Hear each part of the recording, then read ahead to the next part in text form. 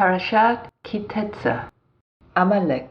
여러분께서 이집트를 떠나 여정 중에 아말렉이 어떻게 여러분에게 행동했는지 기억하십시오. 하심을 두려워하지 않는 그들이 여러분이 굶주리고 곤고한 상태에서 길을 가던 중에 여러분을 놀라게 하여 뒤처진 이들을 모두 베어버렸습니다. 그러므로 여러분의 하심께서 모든 적들로부터 안전하게 보호해 주시며 유산으로 주시는 그 땅에서 하늘 아래의 아말렉의 모든 기억을 지워야 합니다. 결코 잊지 마세요. 미드라시는 아슐 콜바 바데렉 이라는 구절을 아말렉이 행군 중에 여러분을 놀라게 혹은 맞닥뜨리다 라고 했더라 라고 신명기 25장 18절에 해석하여 이 콜바라는 동사를 끓는 열을 식히는 것과 유사한 크리웃, 식히다의 표현으로 읽었습니다. 이러한 동일한 말들은 이스라엘 사람들이 서로에 대한 사랑의 열정을 식히고 꺼트리는 것을 가르치는 것으로 이해할 수 있습니다. 처음에 이스라엘 사람들은 서로를 진정으로 사랑하는 열정적인 마음가짐을 나타내었으며 아말렉은 그들을 그 사랑을 식히는 정도로 냉담하게 만들었습니다. 아말렉은 자긍심과 오만을 통해 이 냉각 과정을 초래했는데 아말렉의 기마트리아, 이 수치값은 240, 람, 높음, 고상함, 승격으로 지배와 오만의 표현과 동등합니다. 겸손함의 험난함을 통해 각 개인은 자신의 결점을 깨닫고 자신의 행동을 바로잡아야 함을 깨달을 수 있으며 동시에 타인의 옳음과 가치를 보게 됩니다. 이 겸손의 측면들은 그를 타인을 사랑하게 하며 통일감을 발전시킵니다. 그러나 사람이 스스로를 높이 평가하면 그는 타인의 흠만을 볼 것이며 결국 그를 미워하게 될 것입니다. 이 아말렉 기마트리의 수치적 값은 240, 이 람과 동등하며 과거의 이스라엘 사람들은 서로를 사랑할 수 있었지만 아말렉의 영향으로 인해 그들의 열정은 식어버렸습니다. 이 천하에서 아말렉의 기억을 지워야 할 것이라고 나와 있는데요. 만약 여러분이 아말렉 240에서 zikr, 기억하다 라는 227 수치라는 단어를 지우면 13이 남을 것이며 이는 기마트리에서 아하바, 사랑과 또한 에하드, 하나에 해당하는데 이는 참 불가사의한 이름을 나타냅니다. 그래서 거만함을 상징하는 아말렉의 기억, zikr 지우는 과정에서 그 이름은 완전해지며 사랑이 우리에게 남게 됩니다. comment. 이 성서 구절의 마지막 구절은 아말렉에 대한 언급으로 황야에서 뒤를 따라가기 어려운 이스라엘 사람들 중에서 가장 약한 사람들을 공격한 야만적이고 잔인한 사막 부족으로 묘사되었습니다. 이 짧은 부분은 이스라엘 사람들에게 아말렉족을 완전히 파괴하여 사막 부족을 전멸시키려는 명령을 내리는 듯이 여겨집니다. 물론 아말렉족은 역사에서 사라져 더 이상 존재하지 않기 때문에 더는 존재하지 않는 인구를 파괴할 수는 없습니다. 그러나 법률 문서를 포함한 여러 텍스트에서는 그 명령과 고심하여 그 과정에서 다양한 방식으로 해석되게 되었습니다. 이 하시딕 해석 전통에서는 아말렉을 악한 성향, 각 개인이 자기 안에서 폐기해야 할 부정적인 성향으로 설명했습니다. 이 마을바 시미시의 설교를 읽으면 명령이 진정으로 계획된 대량 학살과 같은 것처럼 보이지만 오만과 그 열매가 사랑과 통일로 축소되는 수학적 개임으로 만나게 됩니다. 전통적 해석 기교 가운데 하나를 활용하여 설교자는 우리에게 도덕적 재해석의 보석이라 할 수 있는 해독을 선사했습니다. 이는 도덕적으로 완전히 문제적인 지시에 대한 독특한 해석입니다. 이번에는 아말렉에 관하여 또 다른 해석을 한번 읽어보겠습니다. 아케닷 이삭 42장 1절 4번. 사람의 행동은 그 자체가 목적이 될 수도 있고 목적 달성을 위한 수단이 될 수도 있습니다. 전자는 후자와 세 가지 방법에서 다릅니다. 1번 그들의 본질, 2번 해당 행동을 실행하는 데 포함된 정도와 헌신, 3번 해당 행동에 부여된 이름. 누군가가 재산적 이득을 위해 간통 관계에 참여한다면 그는 진정한 간통자는 아닙니다. 그러나 그 관계가 관련된 당사자의 육체적, 정신적 만족을 얻기 위해 추구된다면 그것은 진정한 간통입니다. 벤소렐 우모레. 식욕을 갖고 반항적인 아들은 실질적인 정의에 따르면 도둑입니다. 그는 아버지로부터 약간의 고기와 와인을 훔쳤으므로 도둑으로 간주됩니다. 그러나 그의 도둑질은 그의 욕망을 충족시키기 위한 수단에 불과합니다. 라비 메일께서 퍼케 아봇 6장에서 토라 자체를 위해 토라에 열중하는 자는 많은 것을 얻을 것이다 라고 말씀하실 때 그분은 심지어 부수적인 활동도 토라에 열중하는 것으로 간주된다고 의미하셨습니다. 이러한 부수적인 활동은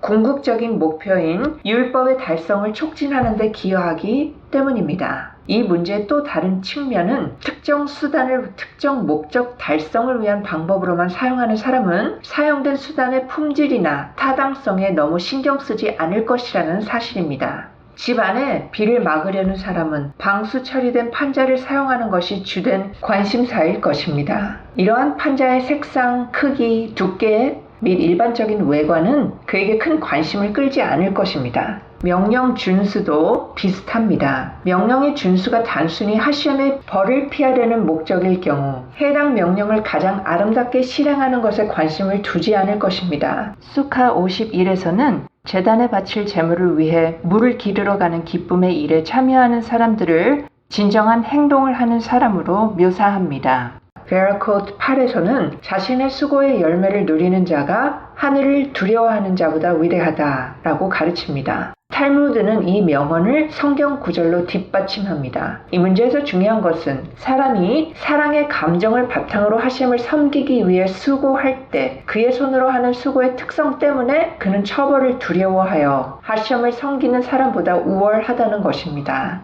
스스로를 섬길 목적으로 특정 수단을 사용하는 행동과 그렇지 않은 행동 사이의 세 번째 구별점은 목표 달성을 위해 불쾌하고 모욕적인 방법이 절대 피할 수 없는 경우에만 사용된다는 사실입니다. 예를 들자면 성적 만족이 매춘부의 서비스를 이용하는 것만으로 얻을 수 있는 경우 성적 만족을 위해 가격을 지불하기 위해 자금을 훔친 것은 만족이 얻어지자마자 중단되거나 해당하는 사람이 그의 만족을 위해 가격을 지불하는 법적 수단을 찾는 경우입니다. 또한 자선의 미tzvot을 이행하는 것이 임박한 처벌을 두려워하여라면 죽음이나 회복의 결과로 인해 사람은 자선 활동을 중단할 것입니다.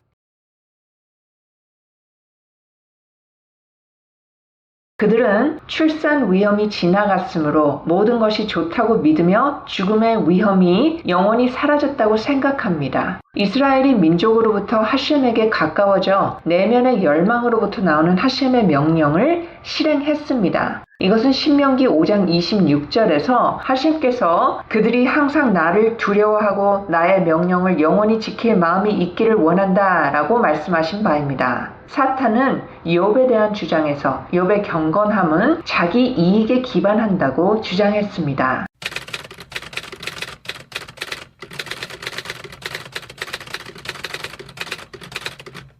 사람의 가장 소중한 것들이 그로부터 빼앗길 때만 그는 하셴을 위한 그의 사랑을 입증할 수 있으며 그의 복종은 진정성을 가지고 목적 달성의 수단이 아닌 것입니다. 이것이 바로 하셴께서 이삭의 묶임 후에 아브라함에게 말씀하신 이유입니다. 이제 내가 진정으로 하셴을 경외하는 줄을 아노라. 즉 내 경외심이 진실하다라고 하셴께서 말씀하신 것입니다.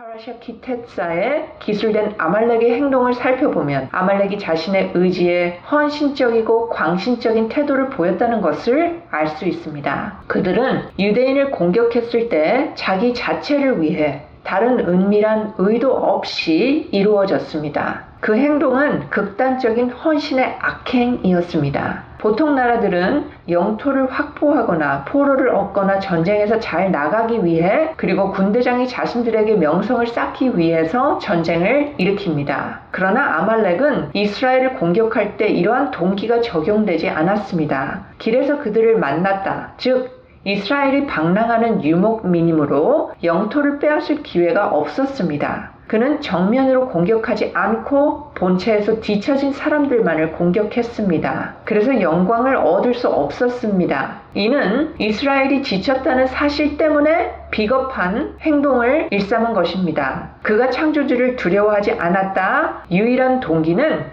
하시엠께서 소중히 여기시는 것을 공격하는 것이었습니다. 이와 같은 방식으로 행동하는 사람들은 결코 회복되지 않을 것입니다. 그러므로 토라는 때와 환경이 적절할 때 아말렉의 백성들이 완전히 제거되어야 함을 규정하고 있습니다. 그렇지 않으면 이 땅에서 하셈의 왕국은 결코 성립되지 않을 것입니다. 그는 창조주를 두려워하지 않았다는 말은 마찬가지로 이스라엘이 마사와 메리바에서 보였던 행동에도 적용될 수 있습니다. 이스라엘이 모세를 비난하여 물을 마시지 못하게 하려고 이스라엘을 이집트로부터 인도했다는 것은 그러면 창조주께서 우리 중에 계시나요? 라고 하는 경박한 질문을 하기 때문이었습니다. 이들의 운명이 창조주께서 그들 중에 계시지 않을 경우 무엇이 될지를 보여주기 위해 그들은 그의 공격과 사건의 연속성을 허용했습니다. 아말렉의 행동은 아몬과 모압의 행동보다 더 나쁘다는 것은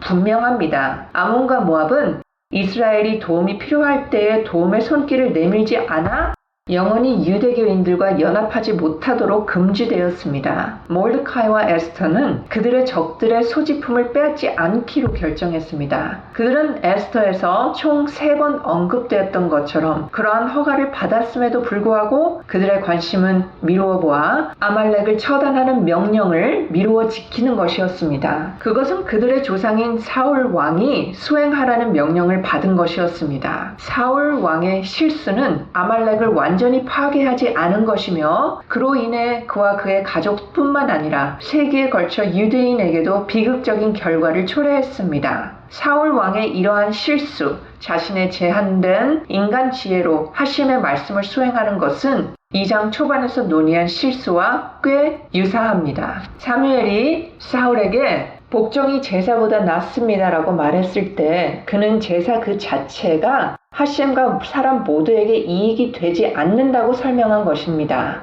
제사는 오로지 사람이 하심의 명령에 복종한 것을 보여주는 수단에 불과합니다. 이 리악, 니코악, 제사의 달콤한 냄새, 이것이 하심께서 이러한 제물에서 얻으시는 만족감인 것은 제사를 제의한 사람이 하심의 뜻을 실행하는 준비성을 표현하기 때문입니다. 창조주께서는 완전 제물이나 곡식 제물이 필요하실까요? 라는 질문을 정밀하게 고려해야 합니다. 이 미제박, 제사로부터 라는 단어의 문자에서의 철자는 비교적인 것으로 이해되는 것이 아니라 뭐뭐에서로부터로 이해되어야 합니다. 창조주께서는 이로부터 얻으시는 것이 무엇일까요? 따라서 사무엘이 토브를 의미했습니다. 즉 제물에서 얻을 수 있는 선은 샤메야입니다. 하셈의 지시를 듣고 순종함으로써 표현되는 복종입니다. 이 해당 구절은 그 구절의 다른 절반에도 동일하게 적용되어야 합니다.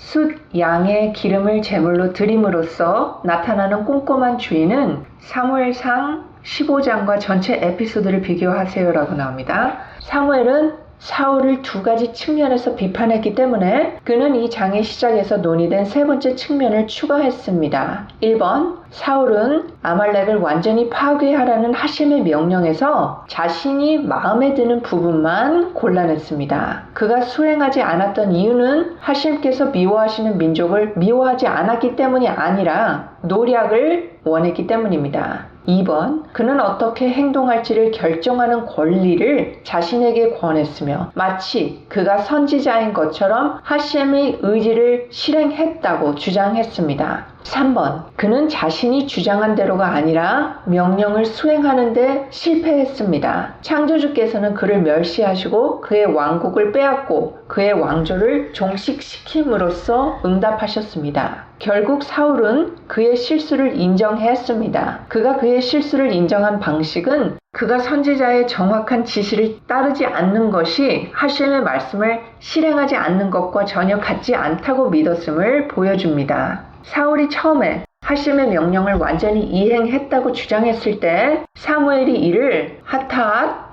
캐슴, 점술의 죄로 지칭했는데 이는 사실 메리드, 반란이었습니다. 이 캐슴이라는 것은 신을 조작하고 자신의 의사를 하심에게 강제로 부과할 수 있다는 환상을 뜻하며 사실 반란입니다. 사울이 최종적으로 자신의 실수를 깨달았을 때 사무엘은 이미 그를 대체할 것이라고 말했습니다. 사실 다비드는 자신의 생명을 위협하는 골리앗과의 전투 상황에서 하심을 위해 자기 생명을 내던지는 모습을 통해 사울 왕보다 설명해 드린 이 세 가지 측면에서 확실히 뛰어납니다.